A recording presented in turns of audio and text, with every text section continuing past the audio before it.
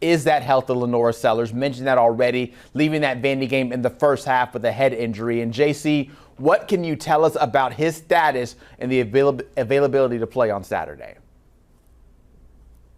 I'd say it's definitely up in the air.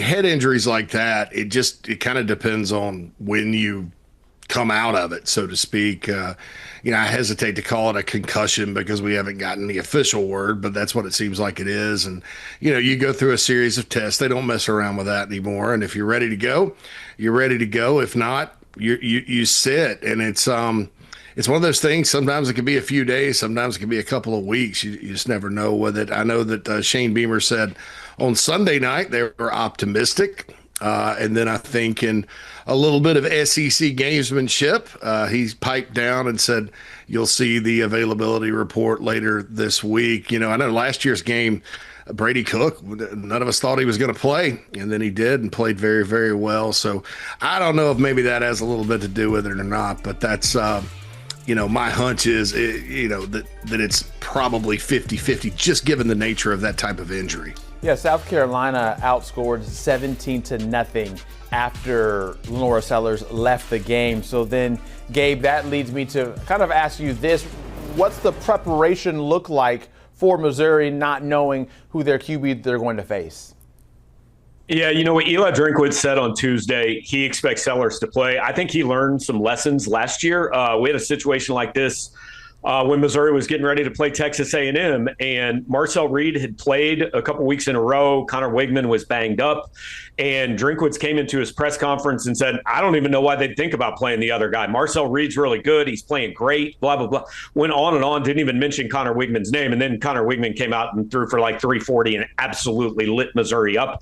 So I don't think you're going to get anything out of Eli Drinkwitz or Missouri that South Carolina can use this week as any sort of fuel. But it's kind of interesting, like JC mentioned, this series has a history of quarterback stuff, not just Brady Cook last year. I mean, I remember in 2013, Connor Shaw came off the bench in the fourth quarter to lead South Carolina to this miraculous comeback. So this seems like it's a yearly story on one side or the other when these two teams play.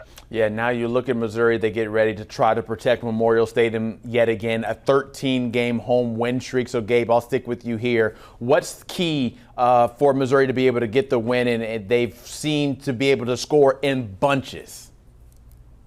Yeah, I think it's funny. Coming into the year, we thought the defense is the strength of this team. There were a lot of questions offensively, losing Brady Cook, losing Armand Mimbo, losing Theo Weiss and Luther Burden. Missouri has done anything it's wanted on offense. Now, it has done so against, Louisiana, which isn't what Louisiana's been, Central Arkansas, which doesn't count, and Kansas, which is a Power 4 team, but probably not the caliber of what they're going to face here. I think the key for Missouri is that run game. I mean, Ahmad Hardy had 250 and 3 touchdowns. He's the second leading rusher in the country. He actually has more yards after contact and more missed tackles forced than anybody in America. So I think if you get that going, it opens up the passing game. And for Missouri, I think the key is just keep a losing team losing, because I think everybody thinks that South Carolina has more talent than it's shown, but momentum is a real thing in college football. If you can jump out early with that home crowd, I think maybe some doubt starts to creep in for South Carolina of, hey, maybe we're not as good as we thought we were 3 weeks ago. So, JC, go back maybe 4 weeks ago, 5-6 weeks ago. This was a South Carolina team that was getting ready for the season that felt like they had a true chance to be able to make the playoffs. At least that was the talk surrounding the program. And now you enter a game like this where it feels like they cannot afford to lose at all. Of course, the SEC schedule is the SEC schedule, so you'll have opportunities later on down the road. But with Clemson not looking like a world beater, you still get LSU, Ole Miss, A&M, Alabama, Oklahoma, and all that. Does this feel, though, like a game that they cannot afford to lose?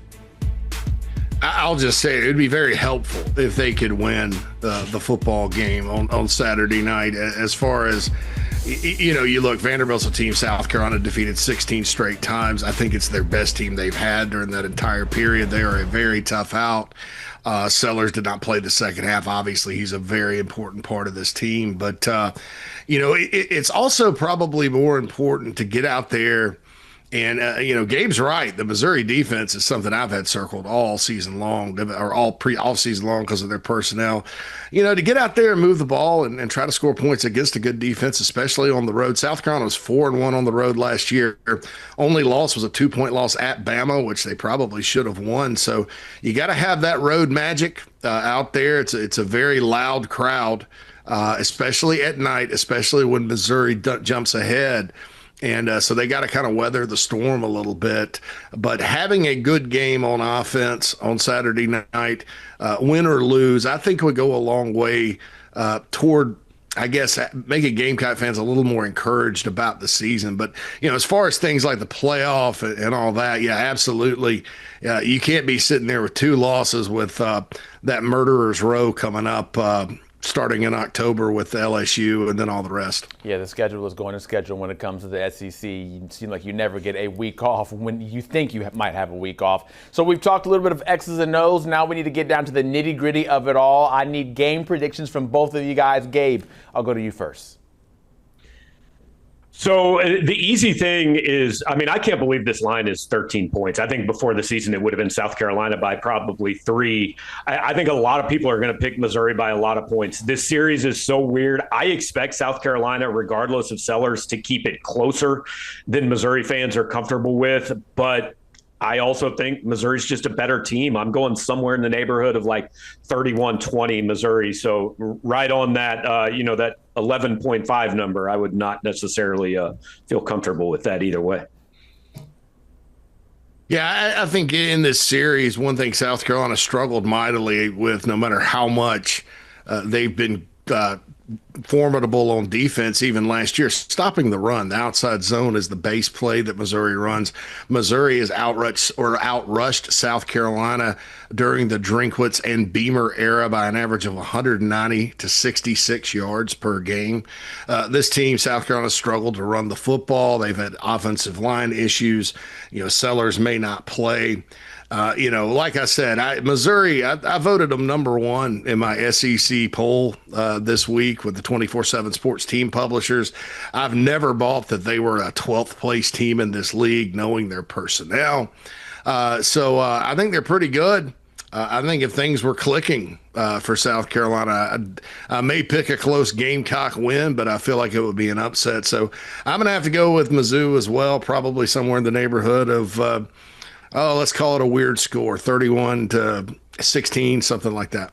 31-16, both guys picking Missouri, but South Carolina does enter on a 4-game regular season winning streak when going up against AP-ranked teams, so that we put to the test Saturday, 7 p.m. Eastern. JC Shurburtt and Gabe Dearmond, thank you so much, fellas, getting ready for this game, and we get ready for games all across the nation by tapping into the college football pregame show that will be on the road this Saturday in Lincoln, Nebraska, ahead of the ranked Michigan team, taking on an undefeated Nebraska squad who will face their toughest test to date. That starts at 9 a.m. Eastern. You see the folks, the crew will be out there.